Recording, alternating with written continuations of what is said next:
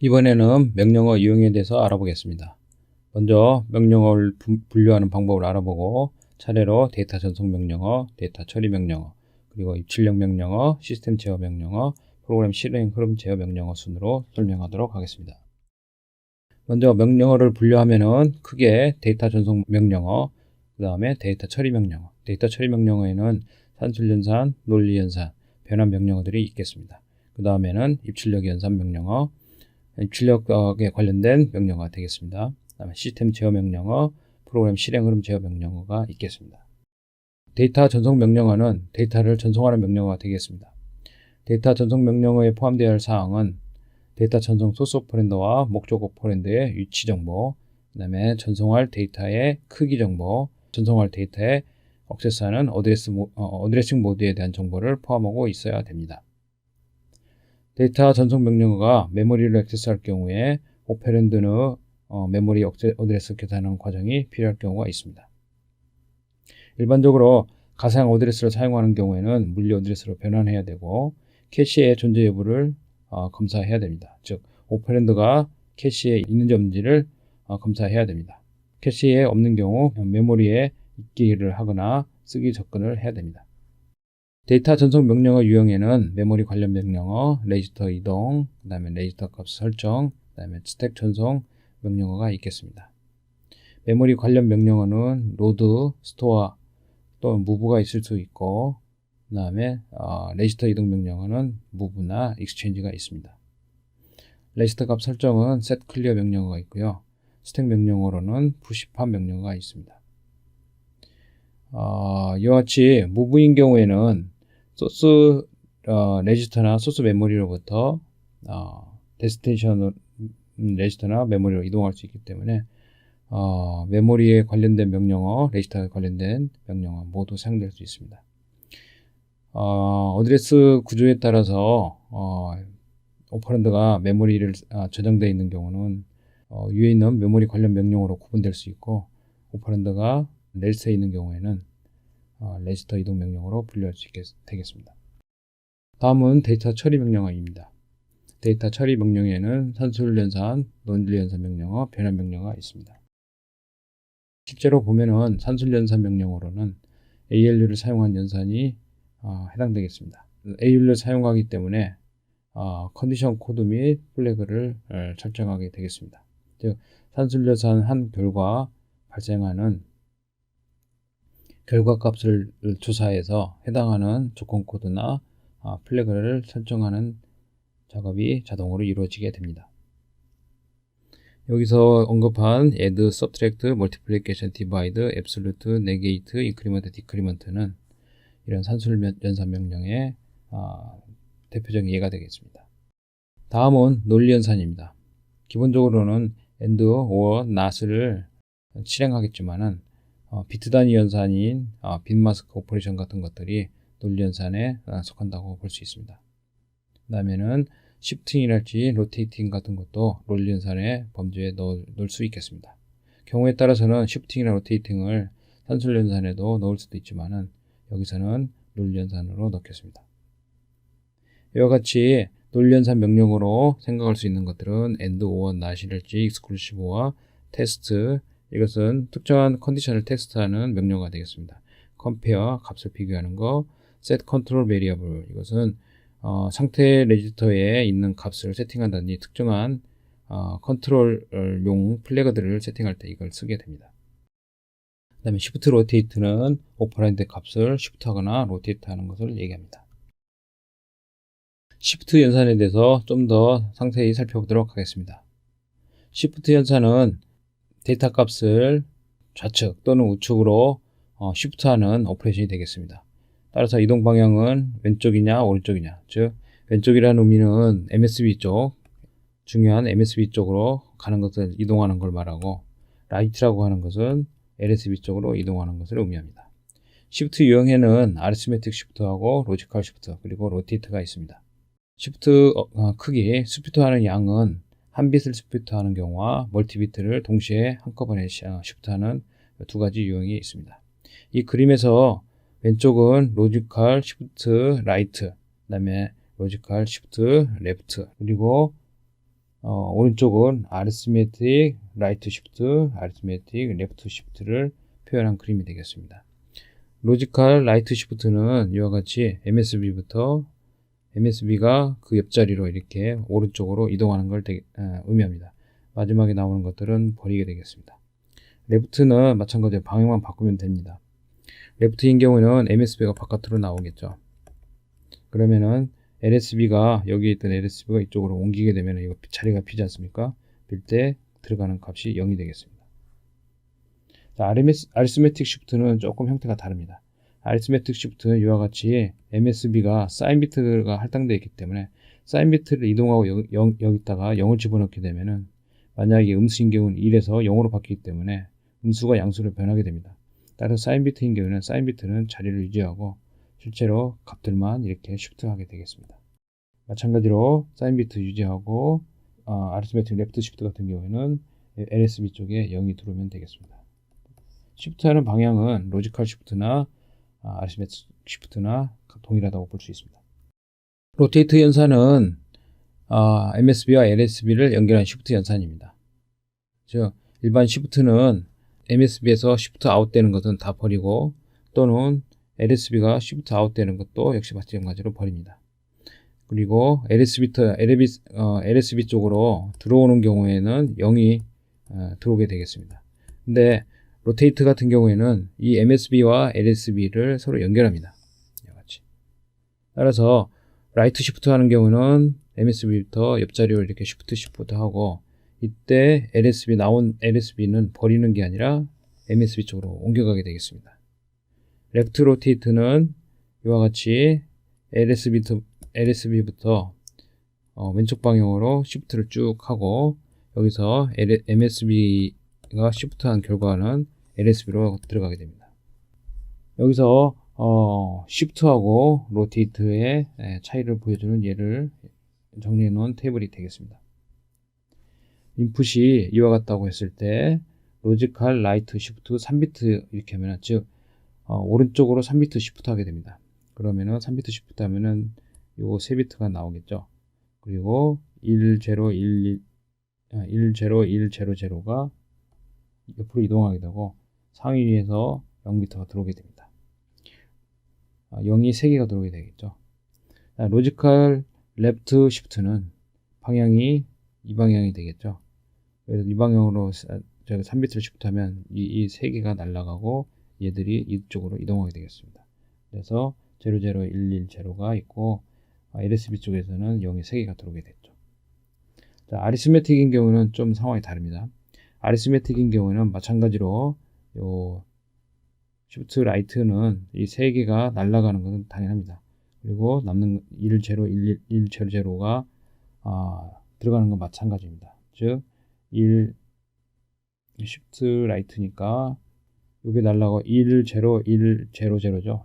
10100 요게 원래 데이터 값이고 로지컬 시프트에서는 요게 000이었지만은 얘는 사인 비트를 그대로 유지해서 이와 같이 111로 표현됩니다. 레프트 역시 마찬가지로 레프트 시프트, 아리스메틱 레프트 시프트도 이와 같이 3비트가 여기 요 상위에 있는 3비트가 날아가고 나머지 얘들이 남아 있겠죠. 그래서 3비트가 날아가면은 0110가 남겠죠. 근데 중요할 것은 얘입니다. 얘. 사인 비트는 그대로 유지가 되는 거죠. 사인 비트 자리에 있던 요 값이 즉 이게 날아가면은 요만큼이 남아 있는 거 똑같습니다. 이게 이쪽으로 들어오기는 하지만은 실제로 사인 비트 때문에 날아가게 되는 거죠.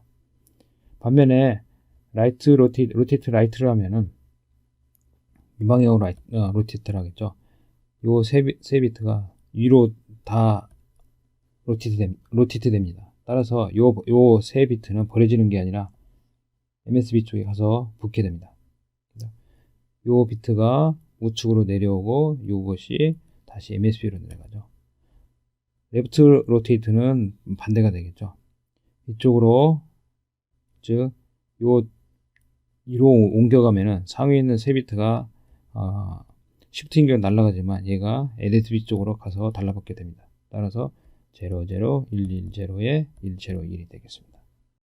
인텔 인스트럭션 아키텍처 32에서 이루어지는 시프트가 특이해서 더 정리를 해봤습니다. 얘는 자리 올림, 즉 캐리를 포함한 시프트 연산을 합니다.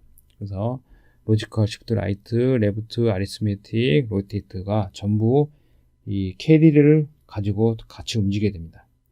시프트 라이트인 경우에 나오는 값을, 즉 바깥으로 출력되는 값을 전부 캐리에 담아두게 됩니다. 시프트 레프트는 MSB에서 나오는 값을 캐리에 넣고, 이것은 LSB에 나오는 값을 캐리에 넣습니다. 나머지는 기존에 앞에서 설명한 로테이터와 시프트하고 동일합니다. 다음은 포맷 변환 명령어입니다. 포맷 변환 명령어는 데이터 포맷을 변환하는 명령어입니다. 바이너리에서 데시말로 바꾼다든지 바이너리를 BCD로 바꾼다든지 하는 명령어가 이 명령어가 되겠습니다. 일반적으로 트랜슬레이트 또는 컨버트라는 명령어 이름을 가지고 이와 같은 포맷 변환을 수행하고 있습니다. 다음은 입출력 명령어입니다. 입출력 명령어는 입출력 장치 전용으로 사용되는 명령어입니다. 입출력 장치 접근 방법에 따라서 명령어 용도가 조금씩 다르긴 하지만은 대표적으로 많이 쓰는 명령어 타입은 input, 입출력 장치로부터 데이터를 읽는 게 되겠죠. 그 다음에 output, 입출력 장치의 데이터를 출력하는 거 되겠습니다. 그래서 IO 오퍼레이션을 스타트해라, 또는 IO의 상태를 테스트해라.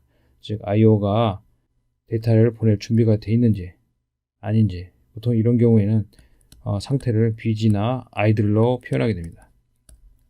즉 IO 디바이스가 어떤 작업을 하고 있으면 BG 상태값이 리턴되고, IO가 새로운 작업을 받을 준비가 되어 있으면 idle 상태의 값을 리턴하게 되겠죠. 이와 같이 input, output, start IO, test IO는 입출력 장치에서 사용하는 전용 명령어가 되겠습니다. 다음은 시스템 제어 명령어입니다.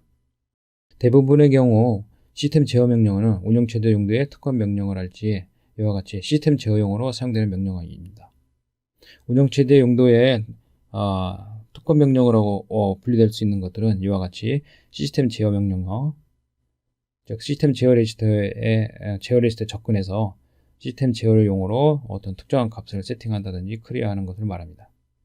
그 다음에 스토리지 프로텍션 키를 수정한다든지 프로세스 컨트롤 블락을 액세스한다든지, 이런 경우에는 오퍼레이팅 시스템과 연결된 명령어들입니다. 이런 명령어들은 운영체제에 따라서는 이 명령어를 사용해서 하드웨어적으로 빠른 이런 오퍼레이션들을 보장받기도 합니다. 다음은 프로그램 실행 흐름 제어 명령어입니다. 제어권을 이동, 즉 프로그램의 실행 흐름을 제어하는 명령어가 되겠습니다. 대표적으로는 브랜치, 스킵, 프로시저 콜, 펑션 콜 같은 것들이 있습니다. 많이 사용되는 명령어는 점프는 브랜치하고 같은 말입니다. 점프는 이런 것은 unconditional, 무조건 점프고요. 컨디셔널 점프는 따로 있고요. 그 다음에 점프 투 서브루틴, 펑션 콜하고 같습니다. 그 다음에는 return, execute, skip conditional, 그 다음에 halt, wait, no operation, 이런 것들이 프로그램 실행 흐름을 제어하는 데 사용되는 명령어입니다. 이 중에서 no operation 같은 경우에는 아무런 동작을 하지 않는 오퍼레이션입니다. 하지만은 아무런 동작을 하지 않고 있다는 것 자체가 프로그램의 실행 상태입니다. 여기서 홀트와 같이 프로그램 실행이 멈추는 것하고는 좀 다른 의미가 되겠습니다. 아무것도 하지 않은 오퍼레이션을 하는 것을 노 오퍼레이션이라고 합니다. 이 노 오퍼레이션은 여러 가지 용도로 사용됩니다. 특히 브랜치 오퍼레이션, 이런 거 파이프라이닝 할 때 브랜치 오퍼레이션인 경우에 뒤에 오는 플러싱을 갖다가 부담을 줄이기 위해서 이미 오퍼레이션을 집어넣을 때 이런 노 오퍼레이션 같은 것들을 사용하고 있습니다. 프로그램 실행 흐름 제어 명령어를 좀 더 설명해 보면 다음과 같습니다. 분기 명령어는 조건 분기, 언조건 분기 명령어가 있고, 그 다음에 분기의 방향에 따라서 포워드, 백워드, 즉 프로그램이 이와 같다고 하면은 이 상태에서 브랜치 명령이 이루어지면 이 브랜치 방향이 어디로 점프하는 거가 되겠죠. 그래서 메모리가 증가하는 방, 실행 흐름상 앞으로 뛰는 것을 포워드, 뒤로 뛰는 것을 백워드라고 얘기합니다. 그 다음에 뛰는 거리의 양에 따라서 가깝게 뛰는 것을 니어 점프, 니어 브랜치, 멀리 뛰는 것은 파 브랜치라고 얘기합니다. 다음은 스킵 명령어입니다. 대표적인 스킵 명령어가 increment and skip if 0, isg 명령어가 되겠습니다. 이 명령어는 명령어 한 개를 스킵하는 명령어가 되겠습니다. 이 명령어 조건이 만족되면은 다음 명령어를 스킵하는 명령어가 되겠습니다. IS 명령어가 유용한 것은 보통은 어떤 변수를 인크리먼트 한 다음에 이 변수 값이 제로인지를 체크한 다음에 스킵하는 명령어가 두 개로 구현되게 되겠습니다. 즉 IS는 원래는 인크리먼트 하는 명령어하고 테스트라는 명령어가 두 개로 이루어지는데 이 두 가지 동작을 하나의 명령어로 처리함으로써 실행 속도를 좀 향상시킬 수가 있습니다. 그래서 이런 명령어는 전용 명령어가 되겠습니다. 다음은 프로시저 호출입니다. 프로시저 콜이라고 하는데 일반적으로 함수 콜 또는 뒤에서 또 다시 나중에 얘기하겠지만 인터럽트를 처리하는 인터럽트 핸들링 할 때 이런 프로시저 호출 명령어가 사용됩니다. 앞에서 언급한 프로그램 실행 흐름을 제어하는 명령어들에 대해서 좀 더 상세하게 알아보도록 하겠습니다.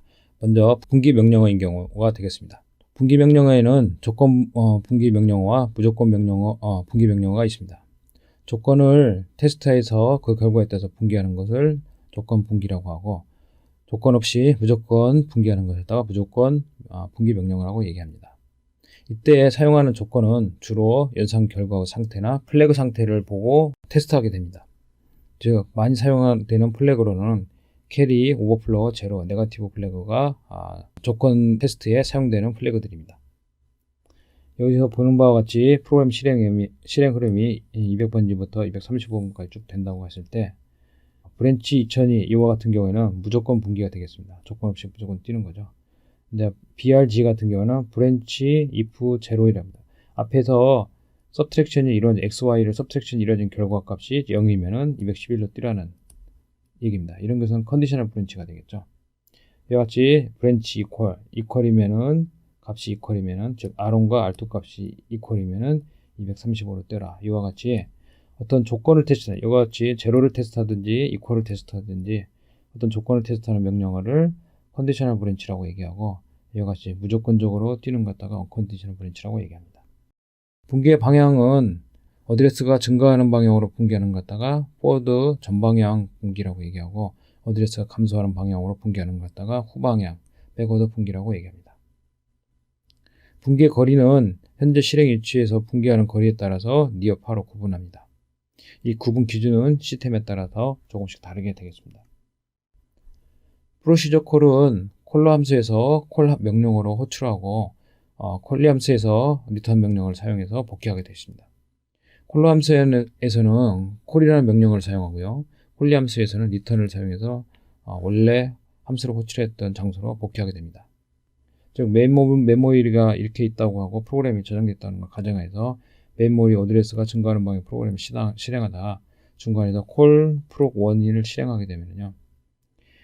이 프로그램이 실행되는 순간 여기서 실제로 프로시저 프로c 1으로 옵니다. 프로시저 프로c 1으로 들어가 봤더니 여기서 다시 콜 프로c 2, 콜 프로c 2가 두 번 일어나게 되죠. 이런 경우에는 쭉 실행하다가 콜 프로c 2 하면은 다시 프로c 2로 점프가 일어나죠. 근데 프로c 2에서는 프로시저의 프로c 2에서는 프로그램 쭉 실행하다 다 실행 끝나면은 리턴하게 되면 이 경우에 1로 리턴하고 프로그램을 조금 실행하다가 다시 콜 프로c 2가 생기면은 다시 이쪽으로 점프한 다음에 실행해서 다시 리턴하게 됩니다. 그 작업이 끝나는 리턴에서는 다시 이쪽으로 리턴하겠죠. 그래서 메인에서 하던 작업을 계속 진행하는 이런 구조가 되겠습니다.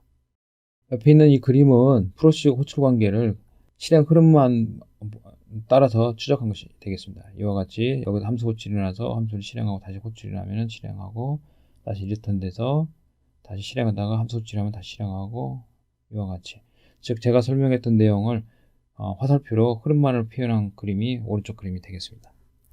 이러한 프로시저를 사용함으로써 얻을 수 있는 이점은 첫째가 코딩 비용을 절약할 수가 있습니다. 두 번째가 프로그램 메모리 공간을 절약할 수가 있겠습니다. 프로시저는 일반적으로 이런 프로시저들은 프로그램 내에서 반복적으로 사용되는 경우에 사용하면은 효과적이 되겠습니다. 따라서 이와 같이 프로c 2 같은 경우, 이건 프로c 1 같은 경우는 한 번 호출됐지만 프로c 2는 두 번 호출됐습니다. 즉 두 번을 이 루프가 두 번을 실행하는 거죠. 함수를 사용하지 않는 경우는 이 코드가 한 번 더 있어야 됩니다. 따라서 이런 프로시저를 사용하게 되면은 코드를 한 번만 적고 이걸 반복 수행하면 되기 때문에 결과적으로 프로그램 메모리 공간이 절약된다는 얘기가 되겠습니다. 여기서 보는 바와 같이 프로시저 이렇게 해서 어떤 단위 작업들이 명백하게 이렇게 정의가 되고 이렇게 모듈화 될 수가 있다는 얘기가 모듈화 정도를 향상시킨다는 얘기가 되겠습니다. 프로그램에서 이 프로시저 같이 이렇게 실행지 같은 경우에는 펑션이라고 얘기하겠죠. 그 프로시저를 이렇게 정의함에 따라서 프로그램이 이렇게 모듈화가 될 수가 있습니다. 하지만은 호출 또는 여기서 콜 또는 리턴 하는 과정에서 실행 속도 저하가 발생합니다. 또는 스택 공간을 사용해야 한다는 부담이 좀 있습니다. 여기서 함수를 호출하게 되면은 이 호출되는 과정에서 이 상태 정보, 즉 호출되는 이 상태의 정보 값을 그대로 저장하고 있다가 다시 리턴될 때 그 상태를 복귀해서 실행해야 되는 이런 작업들이 필요한데, 이때 상태를 저장하고 상태를 복귀하는 이런 오페레이션들이 전부 스택 공간을 이용해서 이루어집니다.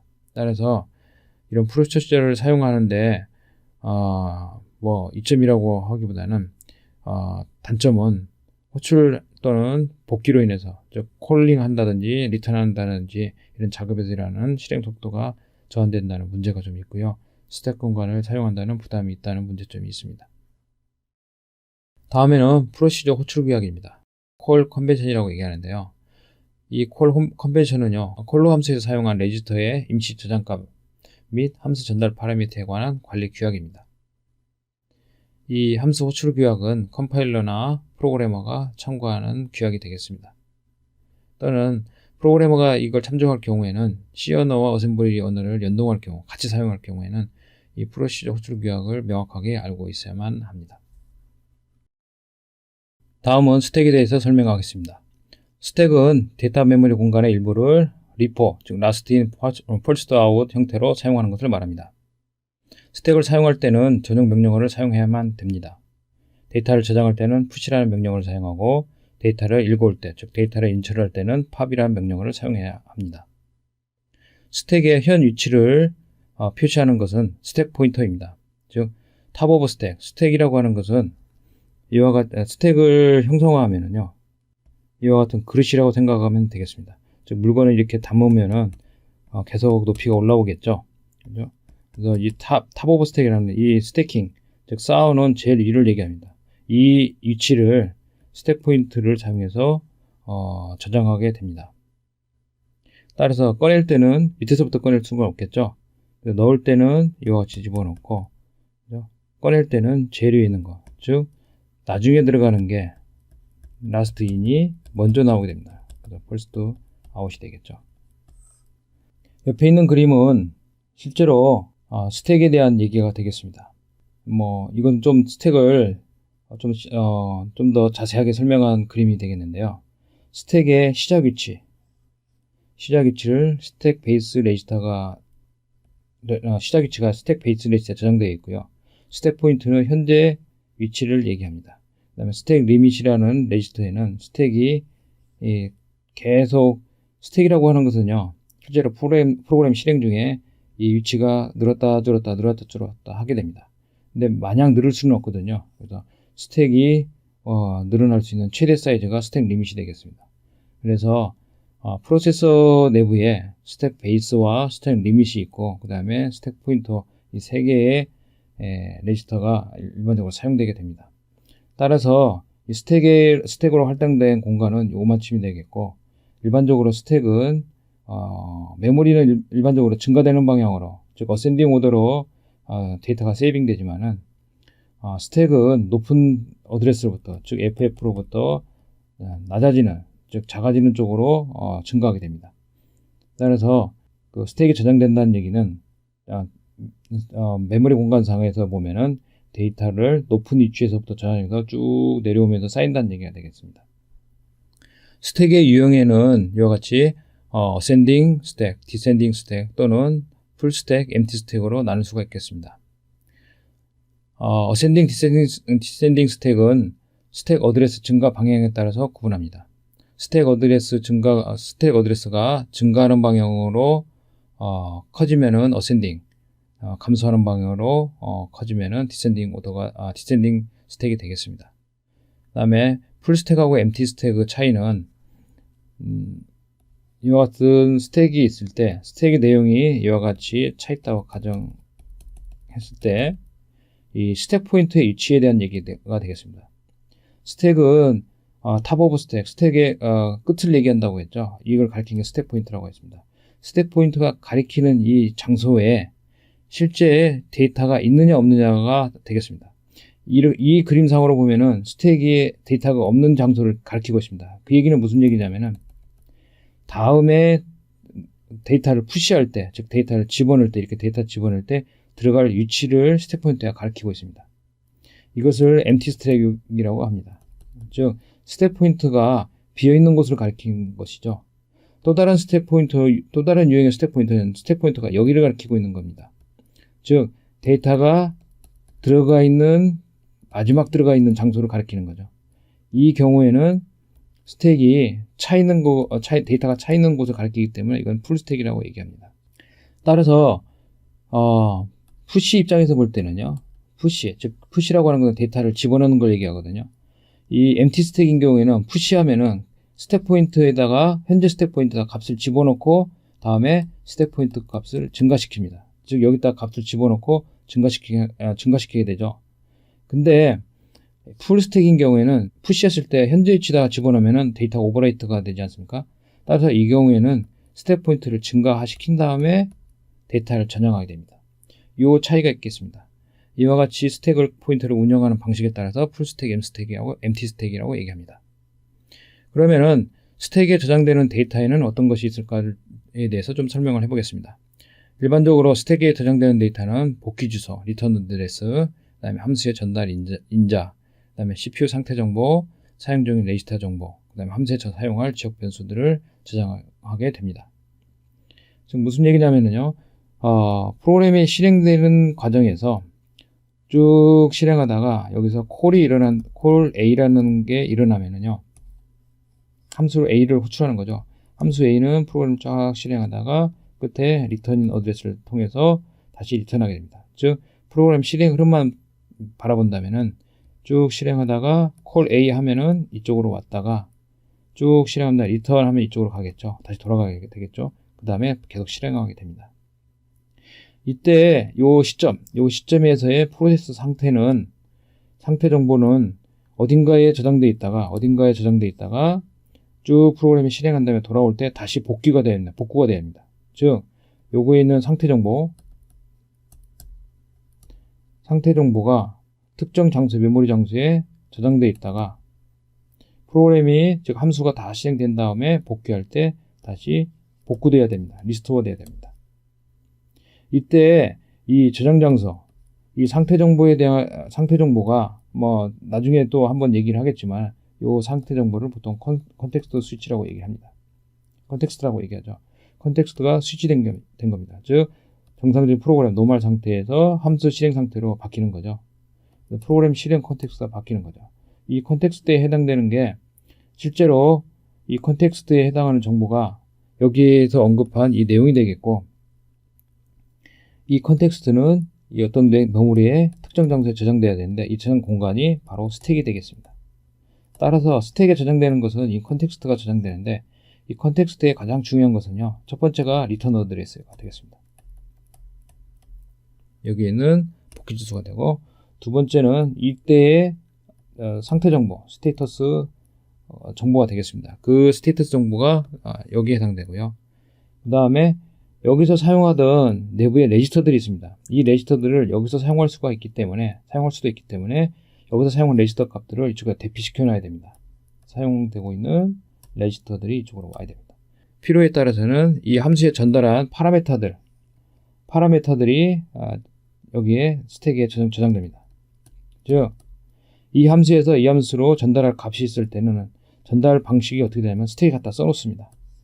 그러면은 얘는 함수를 호출할 때 필요한 파라미터를 스택에다 먼저 갖다 써놓으면은 얘는 자기가 받을 값을 스택으로부터 읽어오면 되겠죠.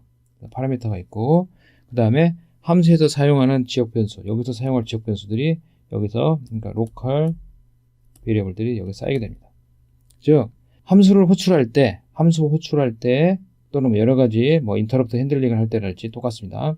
함수를 호출할 때는 현재 상태 정보를 텍스트를 어딘가에 저장해야 되는데 그 저장 공간이 스택이라는 얘기가 되고 이 스택에 저장할 이 컨텍스트의 내용을 보면은 이와 같다는 것이 됩니다. 즉 리턴 어드레스, 스테이터스, 그 다음에 사용한 레지스터의 값들, 그 다음에 함수에 전달할 파라미터들, 그리고 이 함수에 사용될 변수들이 이 스택에 잡히게 됩니다. 그리고 스택에서 이렇게 잡힌 함수를 쭉 실행한 다음에 함수에서 리턴할 경우, 돌아올 경우에는 이 함수에서 사용했던 이런 변수들이 다 클리어 되게 됩니다. 즉, 이 얘기는 현재 스택 포인트가 이렇게 있을 때 내가 함수를 호출하게 되면은 스택 포인트가 여기를 가리키고 있다고 가정했을 때 내가 함수를 호출하게 되면 이 컨텍스트가 여기에 쌓이게 됩니다. 그러면은 스택 포인트가 여기를 가리키게 되겠죠. 쭉 쌓아놓으니까. 그 다음에 이 함수가 리턴될 때는 다시 이 스택 포인트가 여기가 아닌 여기를 가리킵니다. 즉 사용했던 이 컨텍스트를 다 날려버립니다. 이와 같이 사용되는 게 스택입니다. 따라서 스택에 저장되는 데이터라고 이렇게 표현된 것은 사실은 이런 이해가 없이는 이해하기가 쉽지가 않습니다. 다음은 스택 프레임입니다. 스택 프레임은 방금 전에 설명한 내용을 정리한 것이라고 보시면 되겠습니다. 하나의 프로시저를 호출하기 위해서 저장되는 복귀 주소를 포함한 파라미터의 전체 집합이다. 제가 방금 전에 설명한 내용 이와 같은 스택에서 스택 포인트가 여기를 가리키고 있다가 함수 호출이 일어나면은 컨텍스트가 이렇게 쌓인다고 했죠. 그래서 스택 포인트가 여기를 가리키게 되고 함수를 쭉 실행하다 리턴되면 다시 스택 포인트가 여기를 가리켜서 복귀를 한다고 얘기했습니다. 이때 이 부분이 스택 프레임이 되겠습니다. 이 스택 프레임에서 이 스택 프레임을 유지하기 위해서 프레임 포인터라는 게 이게 하나 더 추가됩니다. 프레임 포인터. 이 프레임 포인터 역할은 리턴을 빨리 하기 위해서 이 프레임 포인터가 있습니다. 무슨 얘기냐면은 함수를 호출 전에는 스택이 여기를 가리키고 있다가 함수가 호출이 되면은 스택 프레임 위에 쌓이게 되죠. 그 다음에 쌓이게 되면 스택 포인터가 여기를 가리키게 되죠. 그런데 리턴할 때는 어떻습니까? 이걸 다 지우고 스택 포인터가 일로 확 내려와야 되죠. 일로 내려와야 된다고요. 그런데 여기에 쌓이는 이 데이터의 양이 함수 호출마다 전부 다릅니다. 따라서 여기서 돌아올 때는 하나하나를 자기가 쌓아온 걸 몇 개를 쌓았는지 기억하고 있다가 다시 하나하나 호출해서 지워야 됩니다. 이거 굉장히 불편한 작업이죠. 근데 이 프레임 포인터를 사용해서 이전에 이 위치, 원래 이전에 올드 위치를 딱 지정하고 있으면은 어떻게 했습니까? 리턴할 때는 하나하나 꺼내지 않고 바로 스택 포인터를 이 값으로 세팅해 버리면 됩니다. 이런 용도로 사용하는 것이 프레임 포인터가 되겠습니다. 따라서 리턴 포인터가 있고 지금 함수 P에서 함수를 Q를 호출할 때의 과정을 보여주고 있습니다. 즉 뭐냐면은 요 프레임 포인터 값을 저장해 놓고 파라미터를 세팅해 놓은 다음에 함수를 호출하게 됩니다. 그러면은 이 상태에서 함수를 호출하게 되죠. 그러면은 이 상태에서 함수가 호출이 되니까 아까 얘기한 함수를 P에서 Q를 호출하게 되면은 리턴 어드레스가 쌓이고 올드 프레임 포인터, 즉 이 값이 쌓이게 됩니다. 이 값은 쌓이게 되면은 리턴할 때 이 값을 리턴하면 어떻게 됐습니까? 바로 일로 한꺼번에 뛸 수가 있습니다. 쌓이고 그 다음에 스택 포인터, 즉 로컬 변수를 쓰게 되면은 이와 같이 쌓이게 되고 그 다음에 여기에 필요한 아까 상태라면 스테이트 정보랄지 컨텍스트 정보가 이거 쭉 쌓이게 됩니다. 그러면 스택 포인트가 이와 같이 증가하게 되겠죠. 그래서 여기서 스택 프레임이라고 하는 것은 이와 같이 텍스트, 즉 함수 호출가 있을 때 저장할 데이터 그룹이라고 이해하시면 편리하겠습니다.